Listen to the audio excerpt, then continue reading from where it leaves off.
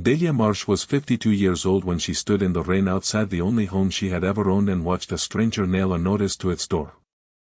She had $11 folded into a handkerchief, a coat with a torn lining, and nowhere left to sleep that night that did not belong to someone else's charity.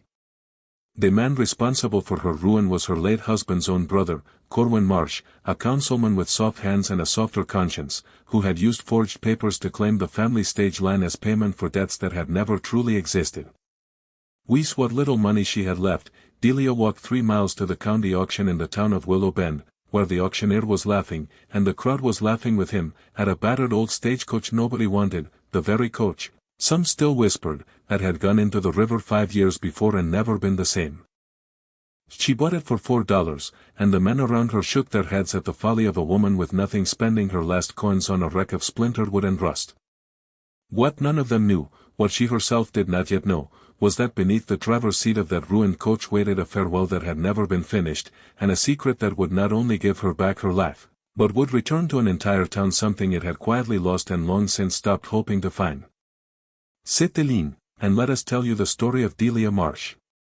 If you are watching this from a place that feels forgotten, the kind of place people drive past without slowing down, tell us in the comments. We would love to know where you are joining us from tonight. Delia had been born Delia and Cole in 1837, in a farmhouse outside Lexington, Missouri. The third of 6 children raised by a mother who mended harness leather for money and a father who broke horses for anyone willing to pay in coin or in kind. It was not a house with much softness in it, but it was a house that valued one thing above all others, and that was the idea that nothing should be thrown away while it still had use left in it. Her mother could take a coat worn thin at the elbows by one child and turn it, patch it, and pass it down to the next until it had clothed all 6 of them in turn. Her father had a saying he repeated so often that Delia could still hear it decades later in his exact voice, low and unhurried: most broken things are only waiting for someone patient enough to see what they used to be. It was not sentiment with him. It was practicality dressed as philosophy, the kind of hard-won wisdom that kept a poor family fed through lean winters. Delia grew up believing it the way other children believed in scripture, and it shaped the whole architecture of how she saw the world: old boots, cracked plates, tired horses, and eventually, tired people too. She married Thomas Marsh in the spring of 1858, when she was 21 and he was 24, a lean, quiet man with an easy laugh and a stubborn devotion to doing right even when doing right cost him money. Thomas had grown up around freight wagons and had an instinct for routes and river crossings that made him, by the time he was 30, one of the most trusted stage operators between the Missouri towns and the Western Territories. They settled eventually in Willow Bend, a modest crossroads town that had grown up around a river ford and a mercantile, and together they built the Marsh stage freight line into something the whole region depended on: mail, passengers, medicine, news, all of it moving along Thomas's routes with a reliability that made his name mean something. Delia kept the books, because she had a mind for numbers that Thomas readily admitted was sharper than his own, and it was Delia who first suggested, in the hard winter of 1867 when 3 families lost their homes to fire and flood in the same terrible season, that the stage line set aside a small portion of every fare into what they began calling the Travelers' Rest Fund, a modest pool of money meant to help widows, orphans, and stranded families along their routes, administered quietly. Without fanfare, by Thomas and a small circle of trusted men. That fund became, over the years, the quiet backbone of Willow Bend's charity. Though few people outside the inner circle ever knew exactly how it worked or how much it held. It paid for a roof after a barn fire. It paid for a doctor when a child took consumption and the family had nothing. It paid, more than once, for a coffin when there was no other way. Thomas trusted his brother Corwin to help him manage it, mostly because Corwin was family and because Thomas was a man who believed, perhaps too easily, at blood meant loyalty. Delia had never fully shared that trust. There was something in Corwin's eyes when he looked at the ledger books, a small hungry flicker she recognized from childhood, the look of a person calculating what he might take rather than what he might give. She said nothing for years, because saying such a thing about a man's own brother without proof was its own kind of cruelty, and because Thomas, for all his sharpness in business, had a blind spot precisely where his family was concerned. It was this same devotion to unglamorous, careful stewardship, to seeing worth where others saw waste, to trusting slow and steady work over quick fortune, that had carried Delia through every hardship of her life until then, And it was this same instinct, dulled by grief but never extinguished, that would eventually lead her hand to $4 and a ruined stagecoach nobody else wanted. The fall came on a grey October afternoon in 1884, on the long grade above Cutter's Ford, where the road narrowed and the river ran high and cold beneath a bridge that had been rebuilt only the year before. Thomas was driving that day himself, as he sometimes still did out of habit and love for the work, with 2 passengers aboard and a strong box of mail beneath the seat. A wheel struck a washed-out rut hidden beneath standing water, and the coach lurched, and the horses panicked, and in the space of a few terrible seconds the whole rig went over the low rail and into the river below. Thomas got both passengers free. He did not get himself free. They found him 3 days later, a mile downstream, and the town of Willow Bend closed its doors and its shops for a single grieving afternoon in his honor, because everyone understood, in the plain arithmetic of frontier towns, that a good man's death diminished every household it touched. Grief alone might have been survivable. What came after was not. Within weeks, Corwin Marsh appeared at Delia's door with a stack of papers and a lawyer from the county seat, informing her, with a gentleness so awful it made her stomach turn, that Thomas had apparently borrowed heavily against the stage line in the last 2 years of his life, debts that now, upon his death, fell due, and that as his brother and business partner Corwin had no choice but to assume control of the line's assets to satisfy them. Delia asked to see the loan papers. She was shown documents bearing Thomas's signature that did not look, to her eye, quite like Thomas's hand, a little too careful, a little too even, the way a signature looks when someone has practiced it in private. She said as much. The lawyer smiled the smile of a man who has heard grieving widows say many things, and told her that grief could make anyone doubt what was plainly before them. Within 4 months, the stage line, the house that came with it, and everything in it belonged, on paper, to Corwin Marsh, and Delia was given a small settlement that the lawyer called generous and that Delia, doing the arithmetic she had always been good at, recognized as barely enough to survive a single winter. She took a room above Odell's Mercantile, paid for by mending and laundering other people's clothes, work that reminded her bitterly of her mother's hands and her mother's patched coats, and she watched from her narrow window as Corwin Marsh had the stage line's name repainted, quietly folded the Travelers' Rest Fund into what he called general operating accounts, and began, within a year, speaking of himself as a man who might run for town council, and later, some said, for mayor. By the autumn of 1889, 5 years after Thomas's death, Delia Marsh had $11, 1 trunk of belongings, and a grief that had never fully closed, because she had never been permitted to see her husband laid to rest with dignity, only to bury him in a hurry while his brother's lawyers circled like gulls over a wreck. It was in that same autumn that word went around Willow Bend that the county was auctioning off old stock from the abandoned coach yard behind Ferris's livery, broken wagons, a rusted plow, harness leather gun stiff with age, and, at the very back, half swallowed by weeds, the wreck of the coach that had gone into the river 5 years before. It had been salvaged from the Ford, dragged behind the livery, and left to rot because no one wanted the bad luck of riding in what folks had started calling, half in jest and half in genuine unease, the death coach. When the auctioneer reached it, near the end of a long tired afternoon, he made a joke of it, calling for bids on firewood with wheels, and the crowd laughed the easy laugh of people glad it was not their problem. Delia, standing at the edge of that crowd in a coat with a torn lining, felt something rise in her chest that she could not entirely name, not sentiment exactly, though there was grief tangled in it, but something closer to her father's old voice telling her that most broken things are only waiting for someone patient enough to see what they used to be. She raised her hand and said $4, and the auctioneer, startled into silence for half a second, brought down his little wooden hammer and sold her the wreck of her husband's coach for less than the price of a good pair of boots. The men nearby shook their heads and murmured about foolish women and foolish grief, and one of them, kindly enough, offered to help her drag it somewhere for free rather than pay to have it hauled, since it was plainly good for nothing but scrap.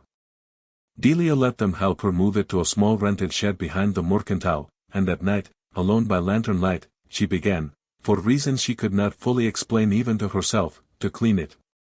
It took her 3 evenings to clear away the mud and river silt that had dried into the floorboards, 3 evenings of scrubbing with rags and well water while her hands cracked in the cold, and it was on the 3rd evening. Running her palm along the underside of the driver's bench out of nothing more than old habit, Thomas had always kept a small strongbox bolted beneath that seat for tools and spare tack, that her fingers found a seam in the wood that did not belong to the coach's original construction. It was a panel, fitted with a craftsman's care, flush enough that 5 years of grime had nearly hidden it, but not quite. Her heart beginning to hammer in a way she had not felt since before Thomas died, she worked the edge of a rag knife into the seam and pried it loose, and inside, wrapped in old canvas that had somehow kept the worst of the river's damp at bay, she found a small leather portfolio, a folded letter gun soft and fragile at its creases, and something heavy wrapped separately in a second layer of cloth that she did not yet dare unwrap. She sat on the floor of that cold shed for a long while before she could bring herself to open the letter, because she recognized, even folded, even faded, the particular slant of her husband's handwriting, and she understood, with the strange calm that sometimes arrives in the middle of the deepest shock, that whatever this was, Thomas had hidden it there himself, and had never had the chance to tell her why. The letter began the way Thomas always began letters to her, with her name written plainly and without ornament, Delia, and then it broke off almost as quickly as it began, because it was, as its hiding place had promised her without words, unfinished.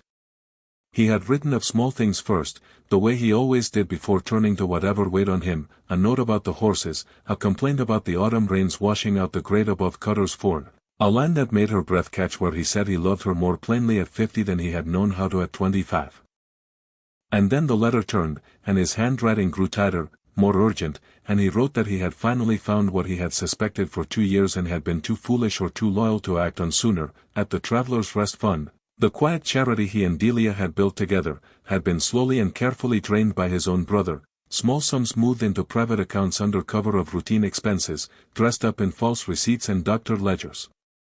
He wrote that he had gathered proof, that he intended to confront Corwin directly rather than shame the family publicly if he could help it, but that he was hiding a copy of everything beneath the driver's seat where only Delia, who alone knew of that old habit of his, would think to look, in case something happened to him before he could set it right. And there the letter stopped, mid-sentence, the ink trailing away as though he had been called suddenly to some other task, perhaps, Delia thought with a cold ache settling into her chest, called out to drive that very route one final time. She did not sleep that night. She sat with the lantern burning low and read the letter 3 times, and then, with hands that would not quite stop trembling, she unwrapped the second bundle and found what Thomas had hidden alongside his unfinished words, a small leather ledger, written in his own careful hand, documenting 2 years of discrepancies in the Travelers' Rest Fund with dates and figures that lined up, with damning precision, against a set of receipts he had somehow gathered as proof, and beneath the ledger, wrapped in soft chamois, 31 gold coins that Thomas had apparently been quietly setting aside, his own money, separate from the fund entirely. Saved without her knowledge over years for some purpose he had never finished explaining. Delia understood, sitting there in the cold with the proof of her husband's honesty spread across her lap like a map of a country she had once lived in and lost, that she was holding 2 things at once. She was holding the unfinished farewell of a man who had died before he could tell her he loved her enough, before he could set right what his own brother had broken, and before he could tell her, perhaps, what he had meant to do with those coins. And she was holding, whether she wanted it or not, the means to finish what he had started. For a week she told no one, because she understood, with the same cold clarity her mother had once used to stretch a single chicken across 5 meals, that proof handled carelessly could be destroyed, twisted, or simply disbelieved, especially when it accused a sitting councilman of theft from a widow's fund. She copied Thomas's ledger by hand, twice, and hid 1 copy with a woman she trusted absolutely, her old friend Margaret Odell, who owned the mercantile above which Delia rented her room, and who had lost her own husband young enough to understand exactly what grief and injustice together could do to a person. She sought out Walton Briggs, an old freight partner of Thomas's who had helped manage the fund's disbursements in its early years before Corwin eased him out, and found him living quietly on a small farm outside town, still bitter, it turned out, about being pushed aside years before under circumstances he had never fully understood. When she showed him the ledger, Walton went pale and then, slowly, began to speak of small things that had troubled him at the time and that he had dismissed as none of his business, receipts that never quite matched the fund's stated balance. A bank clerk in the county seat, a man named Elias Pruitt, who had once mentioned uneasily that Corwin Marsh kept a second account under a name that was not quite his own. It took Delia the better part of a month, working quietly, patiently, the way her father had once worked a nervous horse, not with force, but with steady, careful pressure applied exactly where it would do the most good, to gather enough corroborating pieces that the story in Thomas's ledger could no longer be dismissed as a grieving widow's fancy. She rode out to the county seat herself, using 2 of her precious remaining dollars for the fare, and found Elias Pruitt, who, after considerable hesitation and no small amount of guilt over his own long silence, confirmed that a private account existed bearing a name close enough to Corwin's own to be plausibly denied and close enough to be, in fact, unmistakably his. Ward, of course, does not stay quiet in a town the size of Willow Bend, and it was not long before Corwin Marsh learned that his brother's widow had bought back the ruin of an old coach for $4 and had begun, in her quiet way, asking questions she had no business asking. He came to her one evening at the Mercantile, pleasant on the surface the way he always was, and suggested, in the gentlest possible tone, that grief could make a woman see conspiracies where there were only unfortunate coincidences, and that continuing to stir up old business about Thomas's debts and the fund's finances would only invite gossip that might reflect poorly on Thomas's memory, which surely she did not want. Dahlia, who had spent months rehearsing exactly this moment in her mind without quite realizing it, told him plainly that she had found something beneath the driver's seat of that old coach, and watched, with a grim satisfaction she was not proud of but did not regret, the color drain briefly from his face before he recovered his composure and left without another word. What followed was not violence, because Corwin Marsh was not a man who dealt in anything so honest as open force, but a slower, more insidious campaign. He let it be known around town, in the careful, deniable way of a man skilled at rumor, that Thomas's widow had grown strange since his death, that she had taken to sleeping in a shed with a wrecked coach, that grief had perhaps unsettled her mind. He reminded the town council, of which he was a respected member, that as executor of his brother's estate he retained legal claim over any property or effects connected to the old stage line, including, he pointed out with the mild reasonableness of a man certain he held every advantage, the coach itself and whatever it might contain, regardless of who had purchased it at auction. He sent his own lawyer to Delia's door with a letter demanding she surrender any papers or property found within the coach, citing his rights as executor, and warning, in language dressed up as concern, that continued interference with a settled estate could invite legal consequences she could ill afford. For a few days, Delia felt the old despair rising in her, the same helpless weight she had felt watching the notice nailed to her door 5 years before, because she understood better than most how easily money and standing could bend the law to suit a comfortable story. But she had, this time, something she had not had before, proof, allies, and the stubborn clarity of a promise, however unfinished, that her husband had left for her to complete. Margaret Odell refused to be intimidated and offered the Mercantile's back room for whatever meeting might be needed. Walton Briggs, once roused from his long silence, proved unexpectedly fierce in his outrage, and began quietly speaking with other townsfolk who had once benefited from the Travelers' Rest Fund and had wondered, over the years, why its help had grown so thin and so rare. Elias Pruitt, moved by a guilt he had carried too long, agreed, after much persuasion and no small courage on his part, to put his knowledge of the second account into a signed statement. Delia understood that a whisper campaign could not be answered with another whisper campaign, not against a man with Corwin's standing, and so she did what her mother had taught her without ever using the word strategy. She waited for the moment when the whole town's attention would already be gathered in one place, and she prepared to make her case where it could not be dismissed as private grievance or feminine fancy, but had to be reckoned with as plain, documented fact. That moment came at the town's autumn meeting. Held every year in the schoolhouse to settle county business, approve the coming year's charitable disbursements, and, that particular autumn, to formally consider Corwin Marsh's nomination for mayor. The schoolhouse was full that evening, lantern light thick with the smell of oil and damp wool, and Corwin stood at the front looking every inch the prosperous, respectable man the town believed him to be, speaking warmly of continuity and steady leadership, when Delia Marsh rose from the back row and asked, in a voice that did not shake nearly as much as she had feared it might, to be heard on a matter of public trust before any nomination went forward. She told them, plainly and without embellishment, of buying a ruined coach for $4 because she had been taught as a girl that broken things are only waiting for someone patient enough to see what they used to be. She told them of the hidden panel beneath the driver's seat, and read aloud, her voice breaking only once, the unfinished letter her husband had left her, stopping exactly where his hand had stopped, mid-sentence, 5 years before. She held up the ledger in his own handwriting, and beside it the copies Walton Briggs had helped her assemble, and finally Elias Pruitt's signed statement, which she had arranged, with Margaret's help, To have read into the record by a visiting circuit judge who happened, by design rather than accident, to be present that very week to oversee county business. The schoolhouse, which had been murmuring with polite impatience only minutes before, went entirely silent, and stayed silent through every word, because there is a particular kind of quiet that settles over a room when people realize they are hearing, for the first time, the truth about something they had long suspected but never dared to say aloud.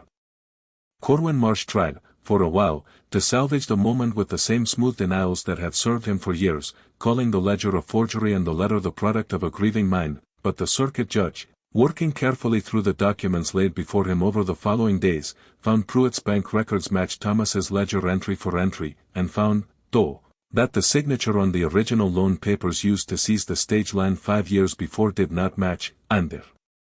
close examination, any other confirmed sample of Thomas Marsh's hand.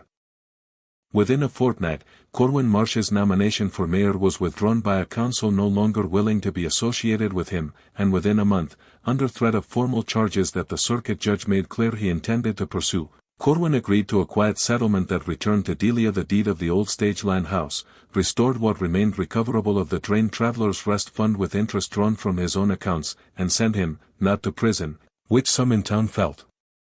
it deserved, but into a permanent and thoroughly deserved obscurity, leaving Willow Bend within the year for a county where his name did not yet carry the particular weight it now carried here. Delia did not take the gold coins Thomas had hidden for herself, though she could have, and though no one in town would have begrudged her a widow's right to survive on what her own husband had saved. Instead, she used them, together with the restored fund and the return deed, to rebuild the old stage land house not as a private home but as what she began calling the Marshway Station, a shelter and gathering place for stranded travelers, widows, and orphans passing through Willow Bend exactly as the Travelers' Rest Fund had once quietly intended, before greed had hollowed it out.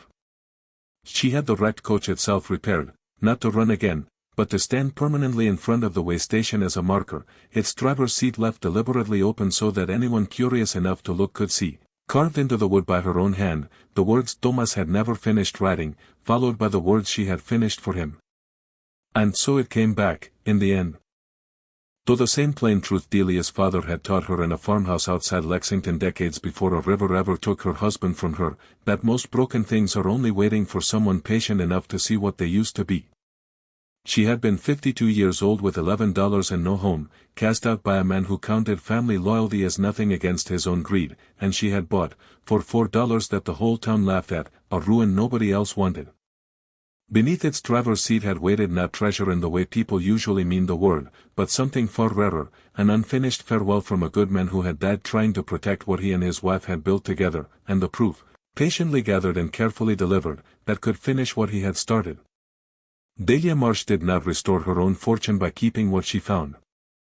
She restored it by giving it back to the very community that had once laughed at her folly, and in doing so she gave that community back something it had quietly lost without ever quite naming what was missing, the simple, steady faith that decency, however delayed, still eventually finds its way home.